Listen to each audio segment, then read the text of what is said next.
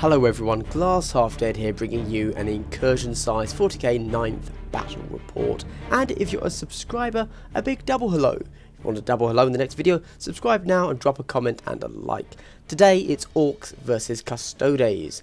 As you'll probably see on the screen though, this is an all Walker Ork list, so prepare for this to be a very odd 1000 point battle report.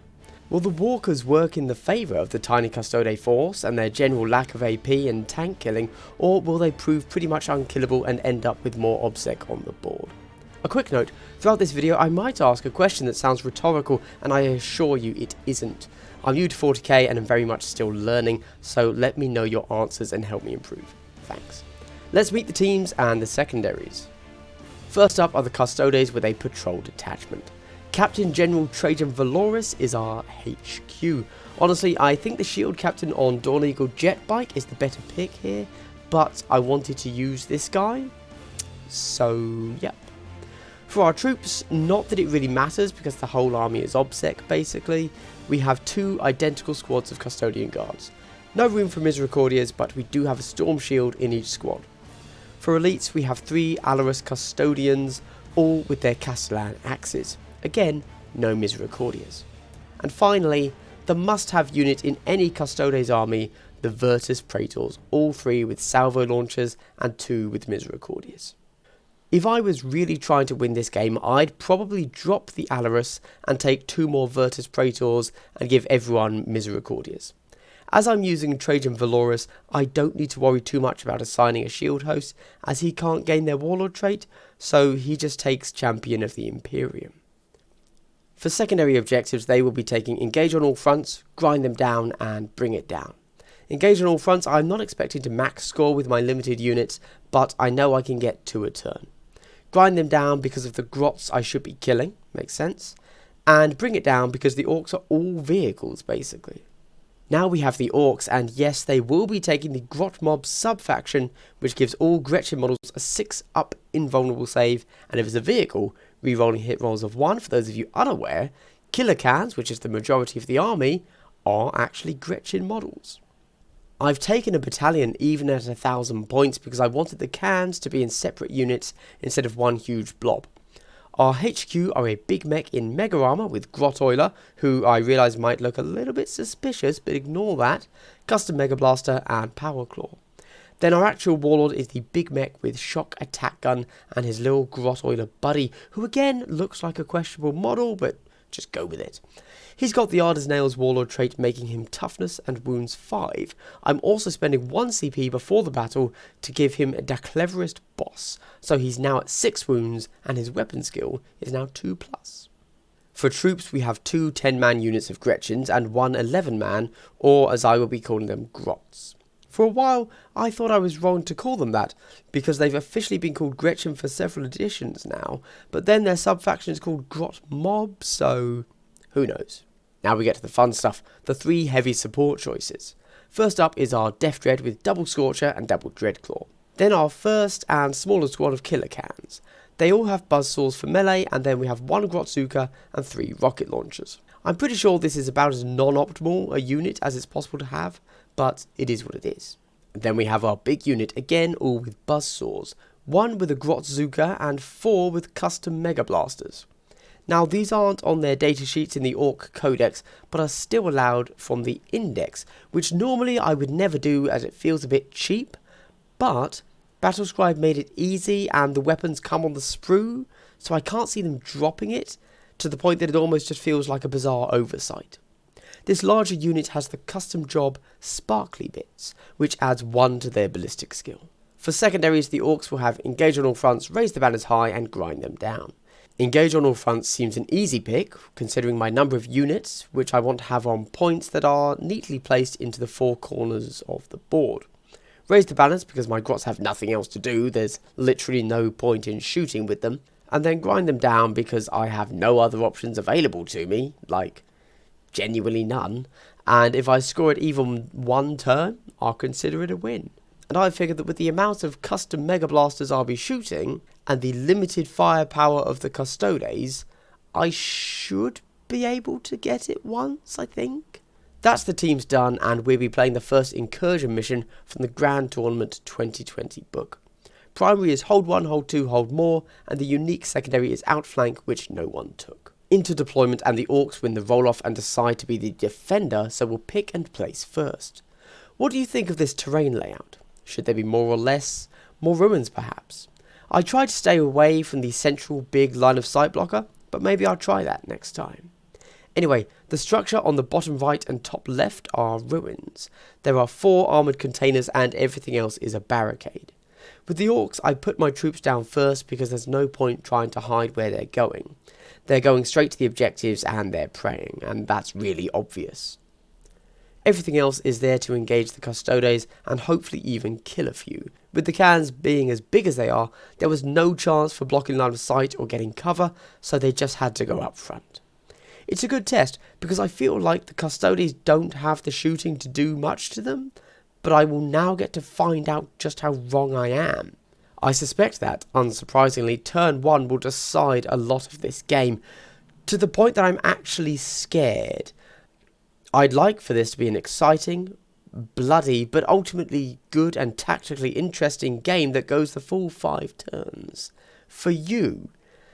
Because I'm recording it. If this ends turn 2 or 3 because, you know, Custodes do what they do and they swing high or low, then I'm going to be a bit disappointed. And possibly showing my inexperience here, the Custodes with their invuln saves have just deployed anywhere they want. Their one issue is that the objective in their own deployment zone is useless to them, as to be honest, you have to be behind a big line of sight blocking container. The Dawn Eagle jet bikes could sit there the entire game and shoot, but that's not really the point of them. At 1,000 points, having an objective in your deployment zone that is entirely blocked is, in my experience as a kill team player, a useless objective when you're playing an elite army. The Orks win the roll-off and decide to go first, for obvious reasons. The Grotts get a pretty poor advance, but as I don't actually need to be on objectives till turn 2, no biggie, no rerolls there. All of the big walkers means I don't really have much of a choice about where anything goes. The HQ guys are sticking around at the back of their respective walker squads. In the shooting phase, I don't know if things went well statistically, but the Custodes rolled a clutch double 1 on their armour saves, and so my entire army's shooting removed a single squad of Custodes guard. All in all, I was actually pretty happy with that as a result. The Quadzookas and rocket launchers did nothing. The shock attack gun got lucky, and I suppose the custom Mega Blaster squad of cans did statistically okay, I guess. All in all, an acceptable first turn, ready to get stuck in for turn 2. There were no charges or morale, so straight into the Custodes after shooting. Now, I don't want to be too presumptuous, but I think, you know, what's going on here isn't too bad, and I've heard a lot of scary stories about Custodes, and maybe I'm gonna handle them okay. Anyway, let's see how they do. Everyone moves their 6 inches because I don't want to lose any shooting. Of course, the jet bikes managed to get into an objective. I move Trajan up, but keep him within 3 inches of the objective, and have his 6-inch aura covering the Alarus and the guard near him. I intend to rush him off of the point next turn, but this turn it makes sense to be able to score it at least once for turn 2. The shooting phase goes pretty decently, the Alarus managing to take out a can and the jet bikes also chipping away at their squad down at the bottom of the screen there. They opted to use their weaker frag missile instead of their melter missiles because I figured they'd both be wounding on 3s, so let's go for more shots. I'm not sure if it paid off statistically, but no matter. The cans gave a decent account of themselves when it comes to armour saves, all things considered. As the Custodes, I was feeling okay with the shooting, as these were all big, scary killer cans, which to me are scary, I guess, models, and I managed to kill 2. So that's great. Into the charge phase, and the Alarus and jet bikes get in no problems. I think one of them had a 2-inch charge, the other had a 4-inch charge. It's fine. Now, I've mentioned I'm kind of new to 40k, and I realised that I should have known how the fight phase was going to go conceptually, but I didn't think about it. The Custodes have plenty of AP and multiple damage close combat attacks, so as the jet bikes attack, they did a lot more than I expected. Not in a good way in regards to the length of this battle report, sadly. The cans along the bottom were taken down to 1 left on full wounds, and the cans in the middle had 1 left on 1 wound. Now, I realise that the Orks allowed their 2 big units to get charged by the Custodes elite models, but in my head, cans shouldn't be this weak. I think it's possible I had some serious misunderstandings about killer cans here.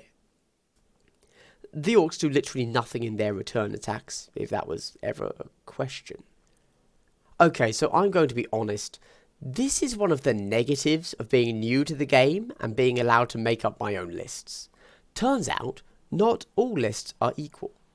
Also, it's possible that at 1,000 points, these games can be extra swingy.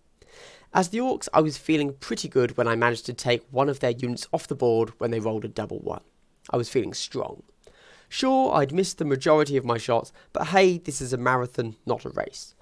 Well, apparently the Custodes are running a race, not a marathon, and damn. They know how to close combat, don't they? Anyway, no primaries turn 1, of course, but both teams are in 3 board quarters for engage on all fronts, and the Orks actually managed to kill a unit, so score grind them down for 3.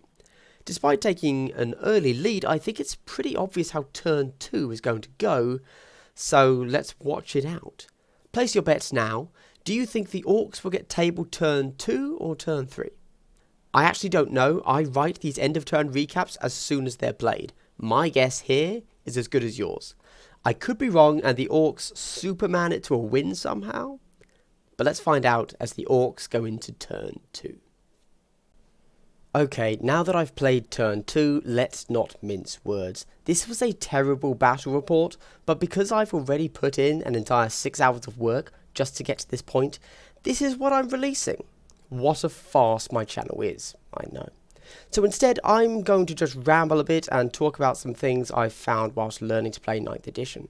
Some bald-faced lies I've been told about 40k that up until now I couldn't refute, and probably some positives about the game as well. Those do exist.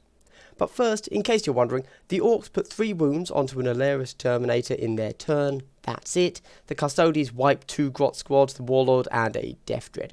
So if you're here for the battle report, that's now wrapped up, and we go into my opinion on things until the footage I recorded of turn 2 runs out.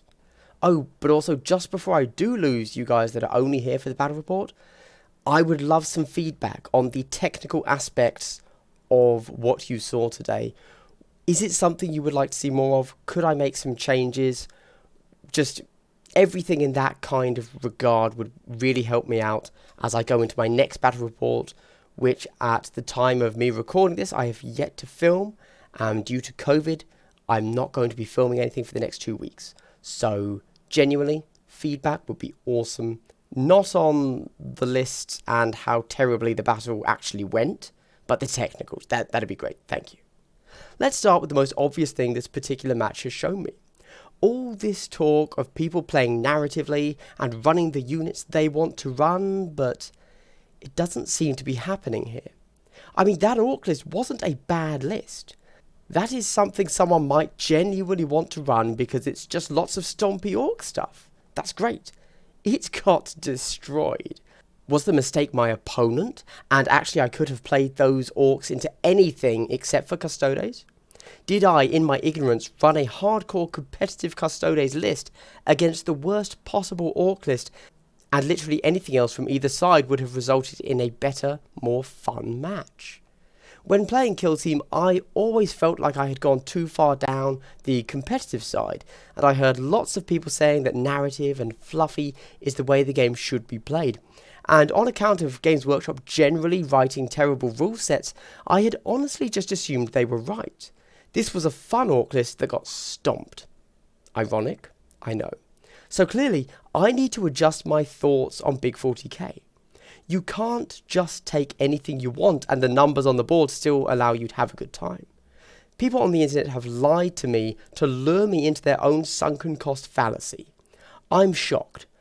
Not at them, but at myself for being so gullible.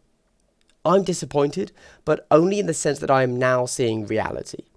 Going forwards, I can't just play a fun list. I can't take anything I want.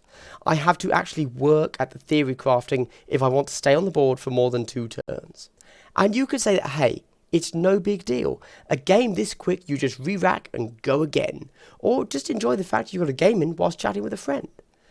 But a huge part of the hobby of this game for me is my YouTube channel. Battle reports that don't go the full 5 turns need to be a rarity here, not the norm. When I had moved over to 40k, I said that I'd be playing it casually and have no interest in the competitive side. Turns out, I have to get competitive at least in list building if I want to play it casually. Okay then, I guess. I think the key takeaway is that you can have fun models in your list, but your list can't just be fun. If you want to take a suboptimal pick, then go for it. But, I don't know, only with up to like, whatever, a fifth of your points or something. I don't know. I'm just a bit annoyed at myself for believing people, to be honest. Lesson learned, I guess. And whilst this isn't exactly a full 40k 9th edition review I'm doing here, I do want to touch on some positives whilst I'm here. The models are truly the best in the business, as you all know, and purely because they're that soft, lovely plastic. Conversion potential is constricted by your own imagination and little else. And when I'm feeling like grimdark, no one does it better than monastic future warriors. They're amazing. This is all said in genuine, it's hard to tell from my tone and my accent, but 100%, if you want that aesthetic, 40k is the best. It's amazing. And of course, there's the obvious positive of just how easy it is to get a game. Everyone plays this. This is the main game. I am seeing it being covered more and more by mainstream media. I expect, because of that, there is going to be a much larger influx of new players to the game, and that's great. I am very much a fan of the more the better.